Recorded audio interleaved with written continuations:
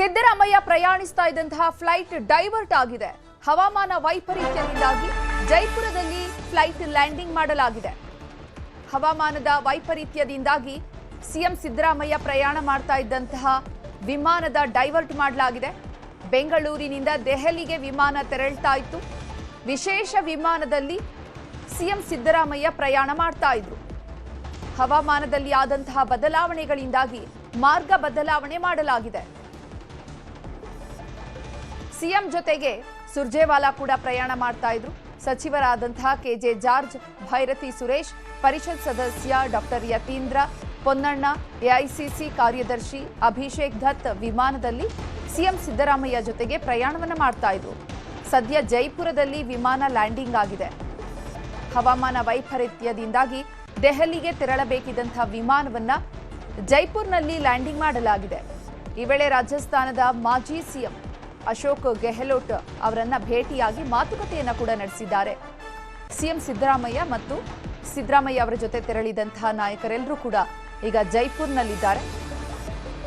ಈ ವೇಳೆ ರಾಜಸ್ಥಾನದ ಮಾಜಿ ಸಿಎಂ ಆಗಿರುವಂತಹ ಅಶೋಕ್ ಗೆಹ್ಲೋಟ್ ಅವರನ್ನ ಭೇಟಿಯಾಗಿದ್ದಾರೆ, ಮಾತುಕತೆಯನ್ನ ಕೂಡ ನಡೆಸಿದ್ದಾರೆ.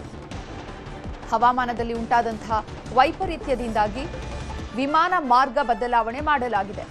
ಬೆಂಗಳೂರಿನಿಂದ ಮಧ್ಯಾಹ್ನವೇ ಸಿಎಂ ಸಿದ್ದರಾಮಯ್ಯ ಪ್ರಯಾಣವನ್ನು ಬೆಳೆಸಿದ್ರು.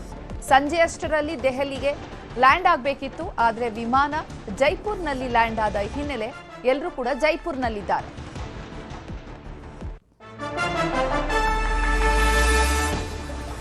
ಬೆಂಗಳೂರಿಗೆ ರಾಜ್ಯಪಾಲ ಗೆಹ್ಲೋಟ್ ವಾಪಸ್ ಆಗಿದ್ದಾರೆ. ಇಂದೋರ್ನಿಂದ ವಾಪಸ್ ಆಗಿದ್ದಾರೆ ರಾಜ್ಯಪಾಲರು. ಲೋಕಭವನಕ್ಕೆ ರಾಜೀನಾಮೆ ಪತ್ರವನ್ನ ಸಿಎಂ ಸಿದ್ದರಾಮಯ್ಯ ಕೊಟ್ಟು ಬಂದಿದ್ದಾರೆ. ರಾಜ್ಯಪಾಲರ ನಿರ್ಣಯದ ಬಗ್ಗೆ ಕುತೂಹಲ ಹೆಚ್ಚಾಗಿದೆ. ನಿನ್ನೆ ಇಂದೋರ್ಗೆ ತೆರಳಿದ್ರು ರಾಜ್ಯಪಾಲರು, ಇವಾಗ ಬೆಂಗಳೂರಿಗೆ ವಾಪಸ್ ಆಗಿದ್ದಾರೆ. ಕರ್ನಾಟಕ ರಾಜಕೀಯದಲ್ಲಿ ಆಗ್ತಾ ಇರುವಂತಹ ಬದಲಾವಣೆಗಳ ನಿಮಿತ್ತ ಬೆಂಗಳೂರಿಗೆ ವಾಪಸ್ ಆಗಿದ್ದಾರೆ. ಇವತ್ತು ರಾಜ್ಯಪಾಲ ತಾವರ್ಚಂದ್ ಗೆಹ್ಲೋಟ್ ಬೆಂಗಳೂರಿಗೆ ವಾಪಸ್ ಆಗಿದ್ದಾರೆ.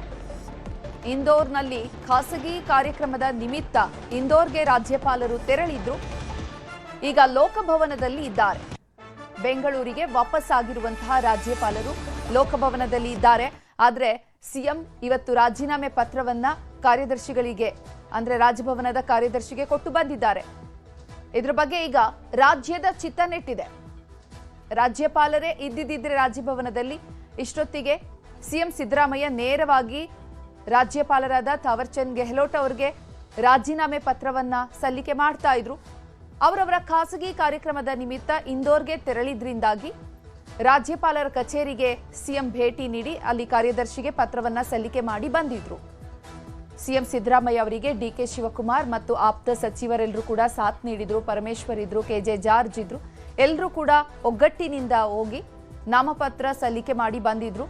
ಆದರೆ ರಾಜ್ಯಪಾಲರು ಇರಲಿಲ್ಲ, ಹಾಗಾಗಿ ರಾಜೀನಾಮೆ ಪತ್ರ ಅಂಗೀಕಾರ ಆಗಿಲ್ಲ. ಇಂದೋರ್ಗೆ ತೆರಳಿದ್ರು ರಾಜ್ಯಪಾಲರು, ಈಗ ಬೆಂಗಳೂರಿಗೆ ವಾಪಸ್ ಆಗಿದ್ದಾರೆ.